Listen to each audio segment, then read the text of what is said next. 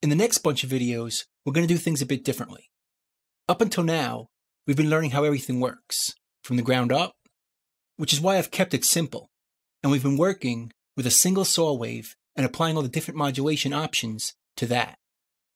But now, we're going to look at a bunch of different presets that are more advanced and dissect them to see how and why they work, which will give us some ideas of how we can apply the same things to our own sounds and also allow us to tweak these to make them sound slightly or completely different.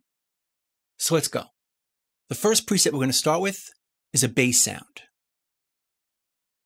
Go to bass, and let's choose this sound right here called Deep Womp.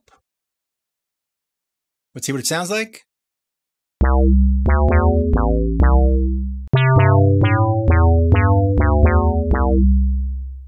It's a pretty cool sound, and the first thing I'm noticing is when you look at this wave, that it's changing over time.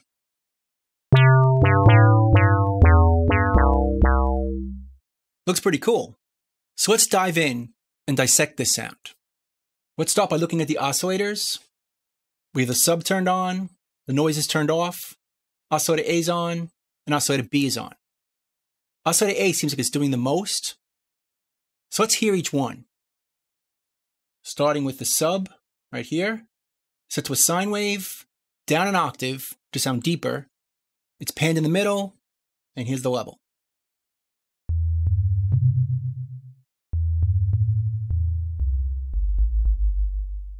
Just add some subharmonic frequencies. Let's turn that off, and let's hear oscillator B.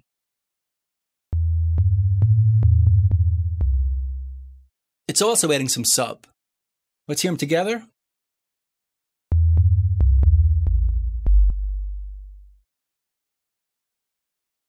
Now let's hear oscillator A.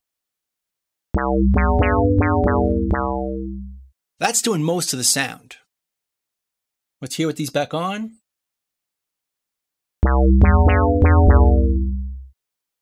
These are just sub, and most of the sound or dynamics is coming from here. Notice the filter is turned off, so there's no filter occurring. All that sound is from the wave or wavetables. And if we check the effects, there's no effects being used. Now let's check for modulation. From what I could see, I'm only seeing this one right here. Let's check it in the matrix. And there's just one. Envelope 2 is controlling the wavetable position. Envelope 2 right here, this envelope is controlling this.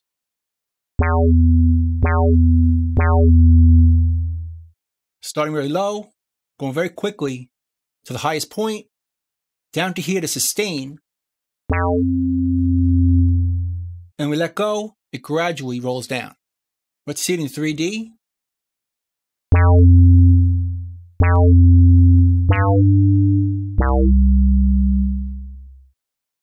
And that's pretty much it as far as what's going on in this sound.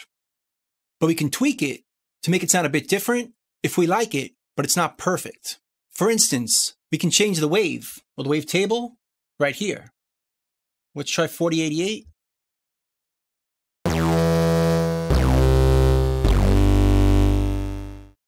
It still does the same modulation, but with a different sound. Or acid.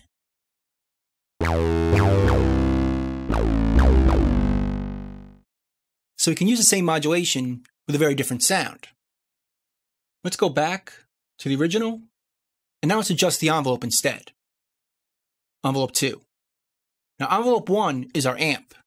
The volume, notice it's a bit different than envelope 2. Let's look at it closer. And with envelope 1, you can see envelope 2 grayed out in the back. Watch what happens over time.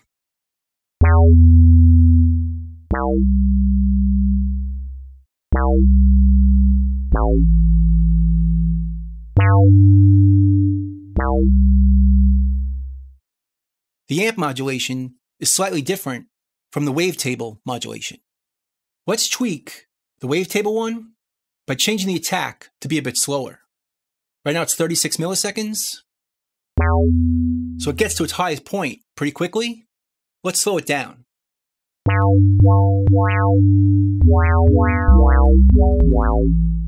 So it's more gradual in that change.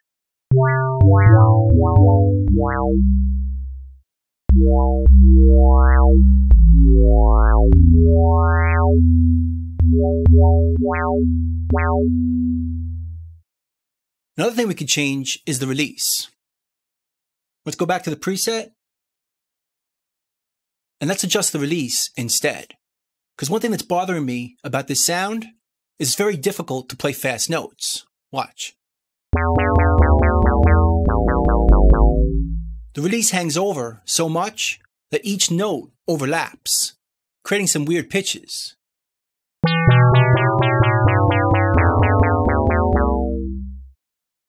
So if we shorten the release on the amp envelope, not the wavetable position, on the amp, it'll turn the volume of it down quicker.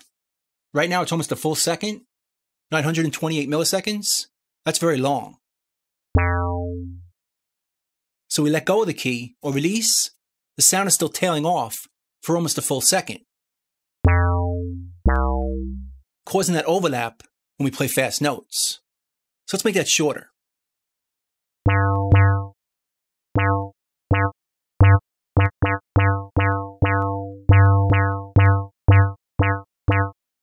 So now if we play short notes,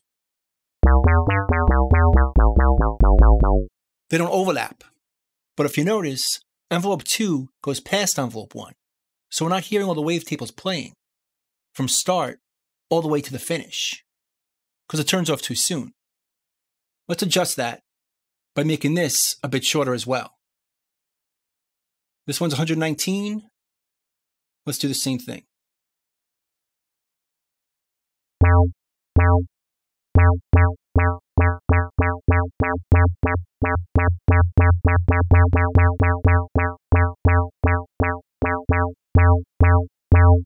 Right about there feels good.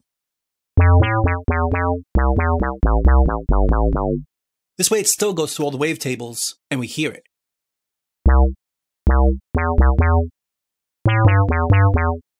If we keep it too long, watch this here.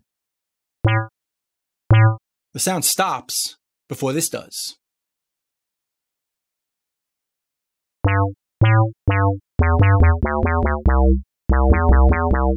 So now we hear the whole wave, and it's nice and short to play short notes. Now we could have done it a different way. Let's go back to the original. This is how it was before. What we could have done, if we want to play a lot of short notes, is switch it to mono in the voicing, and then each note will cut off the previous one. So we can still play long notes that hang out. But if we want to play shorter notes that don't, mono cuts them off.